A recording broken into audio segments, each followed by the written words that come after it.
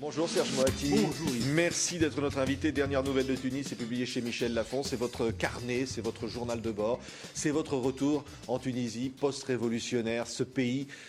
Vous dédicacez ce livre d'emblée à vos parents.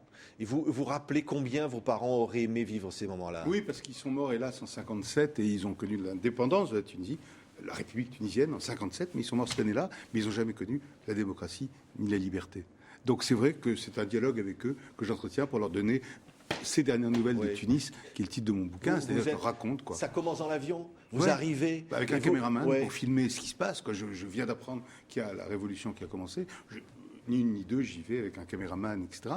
Et j'arrive et je trouve même les flics sympas. C'est quand même étrange. Ouais. C'est-à-dire que tout le monde avait envie de s'embrasser. Il y avait une atmosphère incroyable, incroyable. Donc voilà, ça a commencé comme ça. Mais je vous garantis, j'étais là-bas pendant les fêtes de Noël 2010, parce que j'ai une maison au bord de la mer, là-bas où je suis né.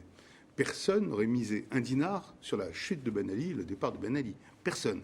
Personne n'avait vu le coup venir. Vous non plus? Mais moi non plus, c'est pour ça que je vous dis ça. Oui. Mais personne. C'est-à-dire que lorsqu'il y a eu la mort de ce pauvre Mohamed Bouazizi, le pauvre chou, là, 26 ans, le marchand de 4 saisons qui s'est immolé, tout le monde était vachement triste, on était accablés, etc. Personne n'imaginait l'ampleur des manifestations qui allaient venir. Personne n'imaginait qu'il y avait des forces d'opposition qui allaient prendre le relais, etc. Personne n'imaginait. Tout le monde te disait... Qu'est-ce qu'on va faire? Ça veut dire qu'on connaissait mal les Tunisiens. On connaissait mal. Ouais. C'était une douceur supposée vraie des Tunisiens, mais ils n'ont pas la capacité d'avoir des forces politiques de rechange, etc. Donc tout le monde était à la fois bouleversé, furieux, indigné, mais on se disait, mais qu'est-ce qui va se passer? Et puis, il s'est passé l'inattendu absolument. La peur a changé de camp. Ben Ali a eu la trouille. Et il s'est tiré ce que personne n'avait osé imaginer. Oui. Alors vous rentrez évidemment au pays, mais vous ne cachez pas, vous êtes blessé parce qu'il y a déjà des attaques, il y a des attaques sur vous. Ouais, des rumeurs, on dit c'est Ben Ali qui vous a offert votre maison à Tunis. C'est dingue. On dit vous avez travaillé pour Ben Ali. Mais jamais. Enfin, c'est des trucs, les rumeurs, c'est des périodes comme ça de révolution, etc.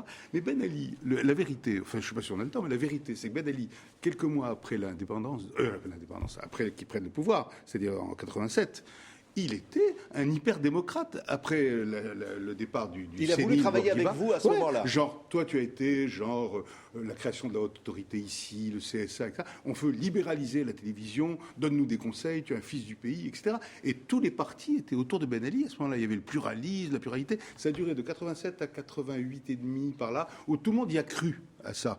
Mais mon rapport que j'ai fait comme ça, bénévolement évidemment, mais mon rapport que j'ai fait comme ça a dû se perdre dans les sables du désert du côté de Tataouine ou de pauvre Sidi Bouzid. Oui, vous avez compris que c'était une vraie dictature. C'était une blague. C'est-à-dire qu'on avait l'impression que c'était une dictature politique. On ne savait pas l'ampleur de la corruption. Enfin, honnêtement, les mecs vous disaient, par exemple, vous passiez dans un endroit, ils vous disaient, ça c'est la maison de la famille. On disait, la famille, la famille, la famille. Alors bon, et on s'apercevait qu'ils avaient les banques, les médias, les assurances, les machins. 300 sociétés étaient détenues par eux, mais on ne le savait pas, nous, exactement, parce que moi, je ne faisais pas d'affaires en Tunisie. J'y allais 3-4 fois par an en vacances, donc ça n'avait strictement aucun rapport. Pas de parti d'opposition. Moi, je connaissais la Fédération des droits de l'homme. J'étais ami avec la Fédération tunisienne des droits de l'homme, avec quelques amis qui me parlaient en liberté, mais il n'y avait pas de parti constitué, à part, hélas, les islamistes, qui étaient, eux, martyrisés, torturés, condamnés. Et avec le soutien absolu tacite des puissances occidentales qui disaient Ben Ali, c'est le rempart contre l'islamisme. Où sortirait pas de là? De Mitterrand à Sarkozy. C'est un discours qui a été trop entendu, y compris en France. On voyait des islamistes partout. On voyait des islamistes partout et on disait c'est bien, au moins tant qu'il y a Ben Ali, qu'est-ce que vous préférez? Vous préférez la Libye? Vous préférez l'Algérie? Non. Alors, choisissons. Et il faut dire en plus que quand les millions de Français qui allaient en Tunisie ne voyaient pas une dictature à la Corée du Nord. Il y avait des plages, c'était sympa, on mangeait bien. Mais vous dites d'ailleurs, il y a un chapitre dans ce livre, vous dites, est-ce que j'aurais pas dû parler davantage? Je m'en veux parce que j'ai fait 2 chapitres entiers pour dire je manquais de courage, Jean-Paul le mot courage, vous voyez. C'est pendant 10 ans j'ai animé une émission de télévision en riposte. J'ai pas parlé une fois de la Tunisie parce que je vais vous dire pourquoi aussi. Je voulais y retourner. Je voulais pas qu'on m'emmerde à l'aéroport en arrivant. Et puis je suis un des derniers représentants de la communauté juive de Tunisie. Pour moi, c'est très important. Mes parents sont enterrés là-bas. Et il n'y a plus que 1200 juifs en Tunisie. On était 600 000. 1200. Ils sont vieux, ils sont machin. Je voulais être là et témoigner qu'il y aura encore des moatis en Tunisie. Ça a l'air idiot. Mais et pour moi, c'était impossible d'être enfermé, de ne pas pouvoir y aller, etc. Donc, je reconnais que j'ai manqué... La peur aussi, peut-être, pour protéger ceux qui étaient sur place, qui évidemment, risquaient... quand vous avez des copains qui vous disent « surtout, fais pas le malin, toi tu t'en vas », tu nous laisses ici, ne fais pas le malin à la télé, etc. Ne fais pas ton courageux quand tu seras à la télé à Paris pour nous attaquer. Donc c'est une situation complexe qui fait qu'on s'est tu relativement sur la Tunisie, parce qu'on ne peut pas passer sa vie à s'indigner sur tout, en plus. Hein. C'est pas le seul pays où ça va mal, où ça allait mal, la Tunisie, il ne faut pas exagérer. Mais c'est maintenant qu'on découvre l'ampleur des tortures, l'ampleur du nombre de prisonniers politiques en Tunisie, et devant ces premières élections libres, là, qui vont avoir lieu dimanche, là, maintenant, et on est bouleversé de voir cette effervescence démocratique incroyable, 110 partis, je ne sais pas si vous vous rendez compte, 15 000 listes, je ne sais plus quoi, 10 000 candidats pour 217 sièges, 110 partis, d'où ils sortent ces 110 partis, c'est extraordinaire. Et évidemment, les sujets d'inquiétude que vous connaissez aussi bien que moi, hein, c'est-à-dire évidemment la montée des islamistes. Qu'est-ce que c'est ? Qu'est-ce qu'ils disent ces islamistes ? Ils disent qu'ils sont modérés à la turque. Modéré à la turque, c'est-à-dire on ne touchera pas le statut des femmes, non, il n'y aura pas de retour à la polygamie malgré ce que disent certains d'entre eux, non, etc.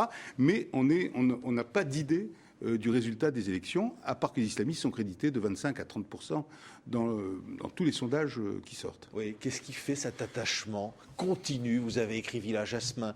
Qui fait que cet attachement continue pour ce pays ? C'est mon pays. Parce qu'on vous sent pays, là, Serge Moati. Ouais.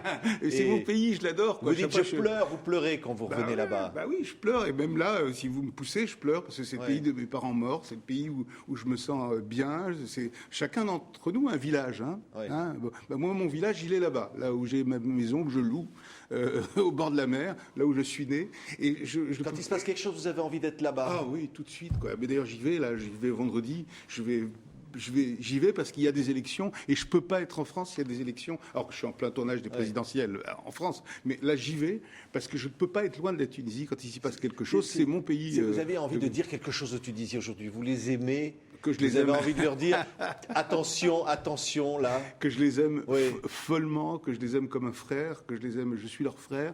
Je suis tunisien de cœur, sinon de papier, parce que j'ai pas de nationalité tunisienne. Je viens pour leur être avec eux dans un moment, j'espère, heureux et démocratique. Mohamed Bouazizi, le martyr, et ceux qui se sont immolés, ceux qui sont morts, ne sont pas morts pour un paradis quelconque, ils sont morts pour la dignité, ils sont morts pour le pain et le travail. J'ai envie de les aider à réaliser une transition démocratique, une vraie démocratie. Et le printemps arabe ne doit pas se transformer en hiver islamiste. Donc c'est très important qu'on continue à bâtir pour la première fois, et ce sera un exemple pour tout le monde arabe, une république libre, démocratique. Merci Serge Moati. Dernière nouvelle de Tunis, c'est publié chez Michel Lafon. Je précise que vous avez dédicacé ce livre à Serge Hadda, l'ancien président de TV5 Monde. Qui aurait tellement aimé vivre ces événements. Merci. Merci.